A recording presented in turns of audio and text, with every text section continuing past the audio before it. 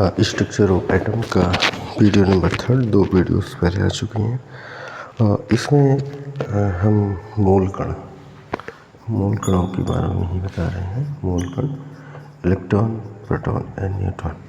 इससे पहले वीडियोस में इलेक्ट्रॉन के बारे में बताया गया है, इलेक्ट्रॉन की डिटेल्स बताई गई है। ठीक है, आगे बढ़ते हैं। इलेक्ट्रॉन से आगे एक होता है यूनिवर्सल पार्टिकल। इलेक्ट्रॉन क्या है? इलेक्ट्रॉन एक सार्वत्रिक कण है, यानी कि एक यूनिवर्सल पार्टिकल है। ठीक है, अगर क्वेश्चन आता है कि इलेक्ट्रॉन क्या है, इलेक्ट्रॉन यूनिवर्सल पार्टिकल का नाम बताओ, इलेक्ट्रॉन है। ठीक है,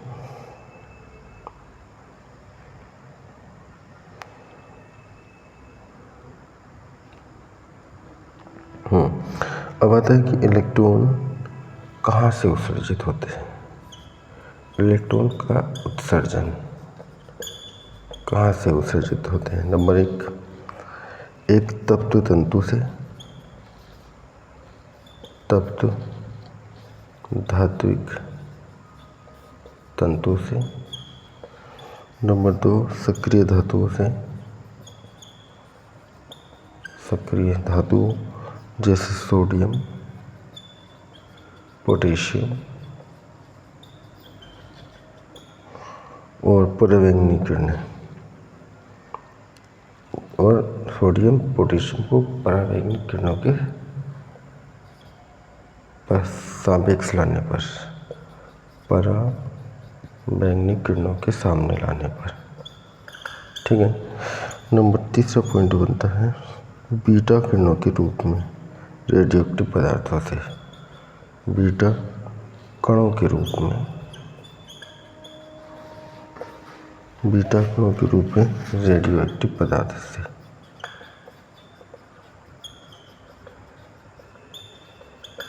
तो इलेक्ट्रॉन का उत्सर्जन 3 प्रकार से होता है। इलेक्ट्रॉन एक यूनिवर्सल पार्टिकल है। 3 प्रकार से इसका उत्सर्जन होता है, जिसका E/m एक नियत होता है। इलेक्ट्रॉन का E/m, यानी कि उसका आवेश बटे द्रव्यमान का मान लगभग क्या होता है? एक फिक्स मान होता है। आगे बात आती है प्रोटॉन के लिए। प्रोटॉन क्या होता है? P means proton. प्रोटॉन के बारे में, प्रोटॉन को हम नाभिकीय अभिक्रियाओं में 1H1 लिख सकते हैं। ठीक है, 1H1 से व्यक्त करते हैं। प्रोटॉन को सामान्य स्मॉल p से डिनोट करते हैं। प्रोटॉन का जो आवेश होता है इलेक्ट्रॉन के आवेश के बराबर होता है, परंतु उसका आवेश होता है +1.602 × 10⁻⁻19 कूलम, या प्लस का 4.808 × 10⁻⁻10 ESU। ठीक है, प्रोटॉन की त्रिज्या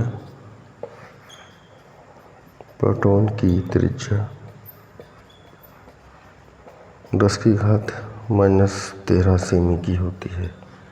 ठीक है, प्रोटॉन नाभिक में स्थित होता है। कभी कभी क्वेश्चन ये भी आता है नाभिक की त्रिज्या कितनी होती है ना, ये 10⁻13 सेंटीमीटर की कोटि की होती है। प्रोटॉन, परमाणु का प्रोटॉन उसके नाभिक पर स्थित होता है। परमाणु का प्रोटॉन कहाँ स्थित होता है? नाभिक में स्थित होता है। प्रोटॉन नाभिक में स्थित होता है।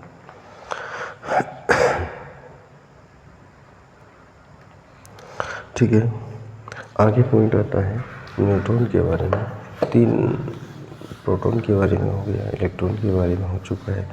अब हम पहुंच रहे हैं न्यूट्रॉन। न्यूट्रॉन क्या है? ठीक है, न्यूट्रॉन एक विद्युत उदासीन पार्टिकल होता है, उस पर कोई चार्ज नहीं होता है। 1932 में चैडविक ने बेरिलियम यानी कि बी तथा बोरान बी आदि हल्के पदार्थों पर अल्फा कणों की बमबारी की, जिससे उत्सर्जित किरणों के अध्ययन से नए कण की खोज हुई। बेरिलियम 1932 में चैडविक द्वारा बेरिलियम तथा बोरान जैसे हल्के पदार्थों पर अल्फा कणों की बमबारी की गई, जिसके उत्सर्जन से नए कण की खोज हुई। यह कण विद्युत उदासीन था। कैसा था? विद्युत उदासीन था और इसका द्रव्यमान प्रोटॉन के द्रव्यमान के लगभग बराबर था। उदासीन प्रकृति के कारण इसे न्यूट्रॉन कहा गया। ठीक है, क्या कहा गया इसे? न्यूट्रॉन। और डिनोट करते हैं ON1 या 0N1 से न्यूट्रॉन को डिनोट करते हैं। रिएक्शन बनी है जैसे कि बेरिलियम पर 4Be9 + 2He4 ये अल्फा कण की बमबारी की तो बना 6C12 + 1 न्यूट्रॉन, एक तत्व बन गया एंड कोई नाभिक बन गया। एंड दूसरा था 5 बोरान 10 + 2He4 ये बनता है 7N13 + न्यूट्रॉन। ठीक है, तो इन दोनों पार्टिकल्स पर जब अल्फा कण की बमबारी की गई तो क्या बना? न्यूट्रॉन की खोज हुई, एक हल्के पदार्थ की खोज हुई। न्यूट्रॉन एक मौलिक कण है। न्यूट्रॉन किसी परमाणु का मौलिक कण है।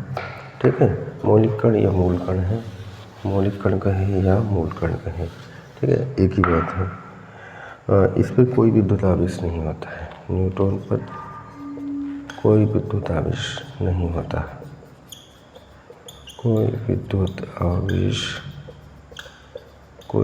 आवेश नहीं होता है। इसका इलेक्ट्रॉन हाइड्रोजन परमाणु के द्रव्यमान के लगभग बराबर होता है। न्यूट्रॉन का द्रव्यमान हाइड्रोजन परमाणु के द्रव्यमान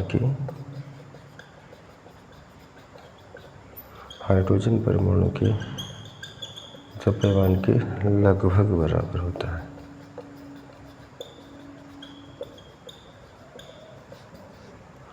ठीक है, स्वतंत्र अवस्था में न्यूट्रॉन एक अस्थायी कण है। यहाँ से क्वेश्चन बन जाता है, स्वतंत्र अवस्था में न्यूट्रॉन एक अस्थायी कण है जिसकी अर्धायु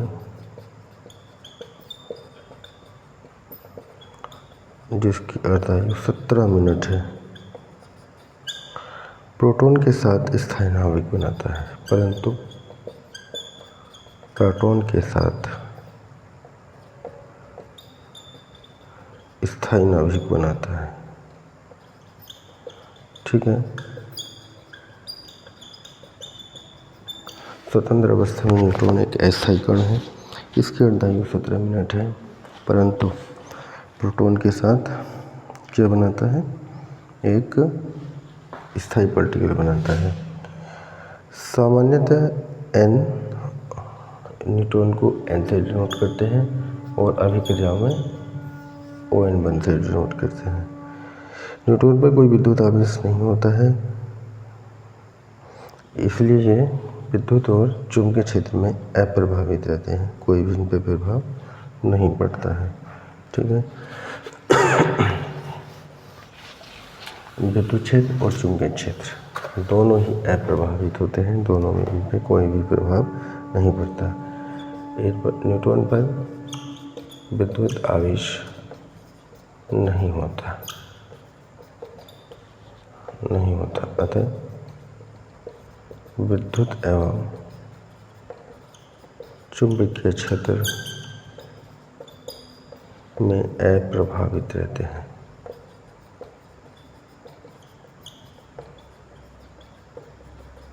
ठीक है, तो ये डाटा हमारा आ गया था कि न्यूट्रॉन क्या है।